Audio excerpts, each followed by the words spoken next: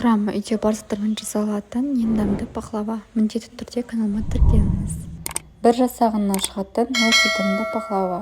Осы рецептпен жасап көріңіз. Бізге қажетті заттар: ұн, қант, қаймақ, сары май және де жұмыртқаның ақ уызы мен сары уызы, разрыхитель и грецкий орех, жаңғақ.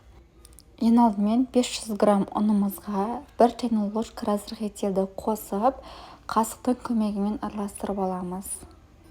Бұдан соң 200 грамм сары майымызды қамырмен араластырып, песочный қамыр жасаймыз, яғни үгітіп аламыз.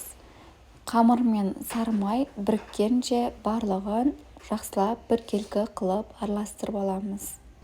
Сары май мен ұн дәл осылай бірігуі қажет. 3 жұмыртқаның сары уызы және де 150 грамм 20% қаймақты салып, қамырымыз жұп-жұмсақ болып біріккеннен кейін холодильникке 15-20 минут көлемінде салып қоямыз. Салмасы үшін 3 жұмыртқаның ақ уызын ыдысқа құйып, миксердің көмегімен баяу қозғалса жылжытамыз.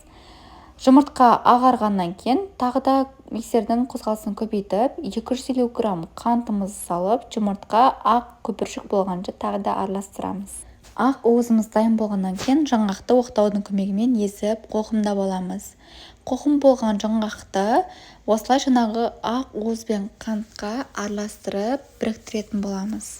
Салмасы мен қамыры дайын болғаннан кейін формамызға пергамент қағазын жаятын боламыз. Холодильникте тұрған қамырды 3 бөлікке бөліп, оқтаумен жайып аламыз, яғни қатты қалың емес, жұқа емес, орташа етіп. Салмасын теңдей 2 бөлікке бөліп, бірінші қабатына теңдей осылай начинканы жайып аламыз. Начинканың үстіне екінші бөліктегі қамырымызды жайып аламыз. Жаңағы қалған начинкамызды екінші бөліктегі қамырдың үстіне қойып, тағы да бірдей көлемде жаямыз. Пахлава пирогтың соңғы этабы, яғни үстіңгі қабаттағы қамырымызды жайып, біркелкі формада өретін боламыз. Пирогты печкаға салмас бұрын үстіне 1 жұмыртқаны шағып, щетканың көмегімен әдемілеп етіп жаямыз. Яғни сарысын да ағын да бірге араластырып аламыз, себебі бір жерінде жұмыртқа бар, бір жерінде жұмыртқа жоқ болып қалмас үшін. Жұмыртқа жағылған пахлаваның үстін пышақпен формасын келтіріп кесіп аламыз. До конца кеспейміз, тек әдемілігі үшін. Кесілген әрбір бөлікке жаңғақтарды тізіп қоямыз, бұл пахлаваның сәні үшін.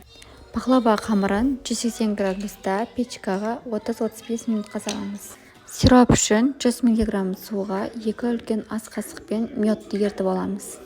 Піскен пахлаваны тағы да пышақпен кесеміз, түбіне дейін емес.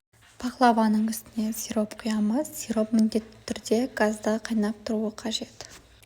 Тәп-тәтті пахлава пирогы дайын. Міндетті түрде осы рецептпен жасап көріңіз.